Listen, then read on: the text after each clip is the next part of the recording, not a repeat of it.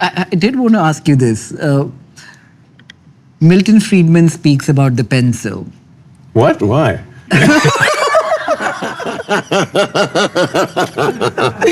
Why does he go on about pencils? I have to say that after Nietzsche and syphilis.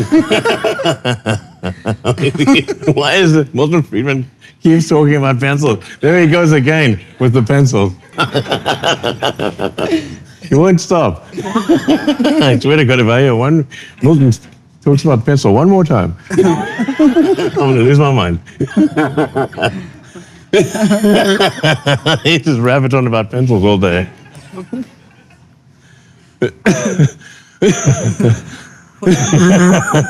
even mention crayons. What I find interesting about his pencil argument Yeah.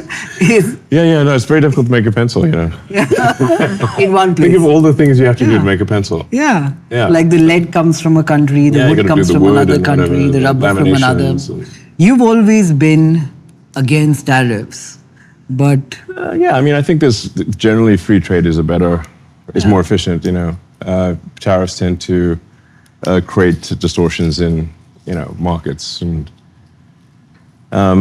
And generally, like, you think about any given thing, so, like, would you want tariffs between you and everyone else at an individual level? That would make life very difficult. Would you want tariffs between each city? No, that would be very annoying. Would you want tariffs between each state within the United States? Like, no, that would be disastrous for the economy. So then why do you want tariffs between countries? I agree. Yeah. How do you think? How do you think this plays out? What happens next? What, with tariffs or what? I mean, the president has made it clear he loves tariffs. I've tried to dissuade him from this point of view, but unsuccessfully. Yeah. Fair. Yeah. The relationship between business and politics. I was having this conversation with someone and we were thinking, how many large, really big, profitable businesses have been built in the last few decades without access to politics? And Okay. Like, I don't know. Probably a lot. I don't know. Yeah. Not everything needs politics. yeah. I think when you get to a certain scale, politics finds you. It's quite unpleasant. I was reading this book about Michelangelo, and he's. The Teenage Mutant Ninja Turtles? I used to watch that when I was a kid. I still love it. It's quite compelling. Yeah, I still love it. Yeah, it's Michelangelo, Leonardo, Yeah. Raphael, and Yeah. who's the fourth one? Donatello. Yes. Yeah. No, but about the sculptor, the artist. And when he was sculpting David, a politician comes up to him and says the nose is too big. So you know what Michelangelo does? Total power? So Michelangelo pretended to work from his scaffolding Okay. and threw some dust down, but didn't change anything. And he said, okay, done. And the politician walked away happy. Is that how you deal with politics sometimes?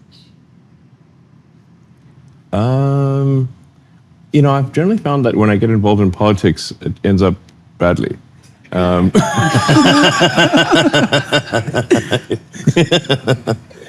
So that I'm like, probably shouldn't do that. I should do less of that, is my conclusion. Do you think that's true for all businessmen? Yeah, probably. Yeah. Yeah. I mean, politics is a blood sport, It's like you enter politics, they're going to go for the jugular. So best to avoid politics where possible. What did Doge teach you if you learned one thing?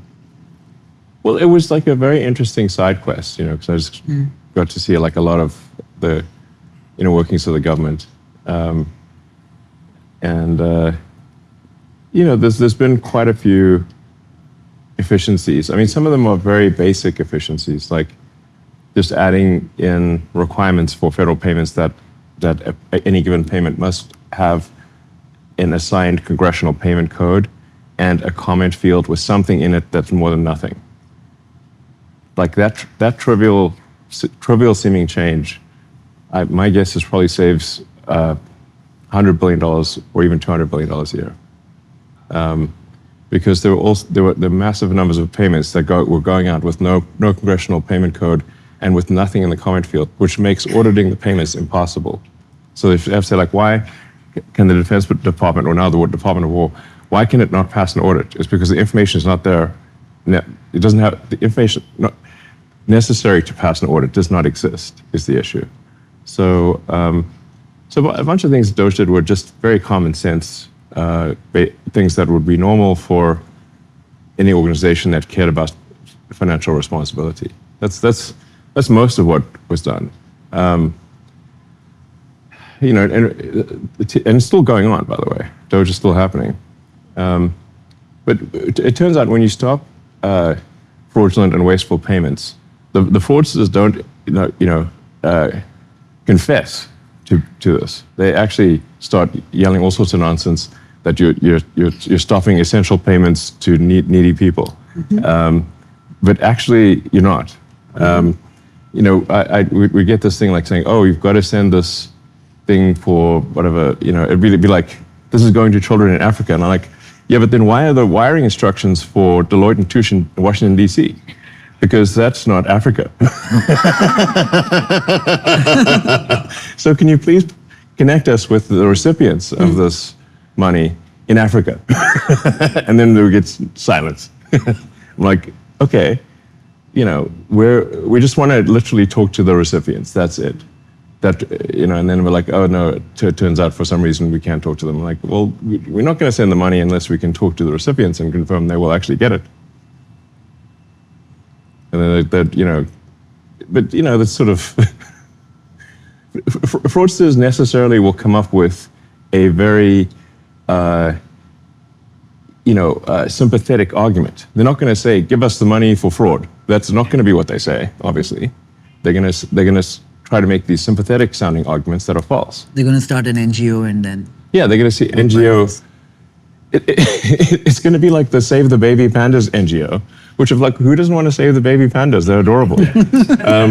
But then it turns out no pandas are being saved, okay, in this thing.